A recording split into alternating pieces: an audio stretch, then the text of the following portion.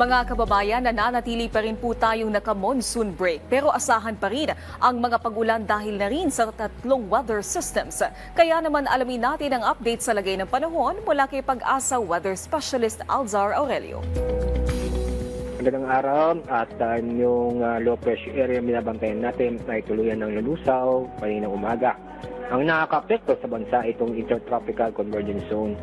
Sana ay naapektuhan niya sa itong bandang bahagi ng Mindanao. Ating easterlies ay patuloy pa rin nakaka-apekto sa lalabing bahagi ng bansa. Sa inyong araw, asahan pa rin ang kalat-kalat na pagulan at thunderstorm. Sa bandang Mindanao, ito yung sa Davao Region, Soc-Sargen, Surigao del Sur, Zamboanga del Sur, Zamboanga Sibugay, Basilan Sulu at Tawi-Tawi. Maulan na panahon pa rin na inaasahan o kalat-kalat ng pagulan at thunderstorm na maranasan sa Aurora at Quezon.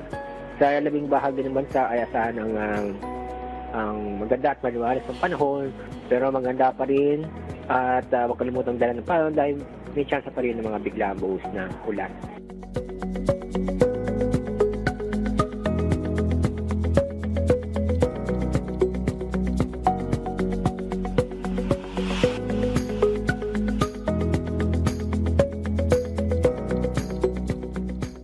Walang nakataas ang gale warning sa ating bansa.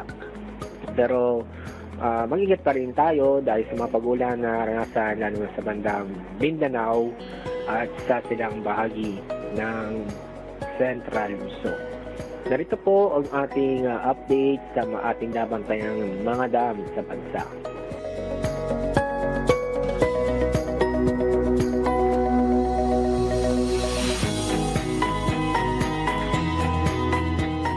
Yan ang ating weather update mula sa Pag-asa. Ako po sa Alzar Aurelio.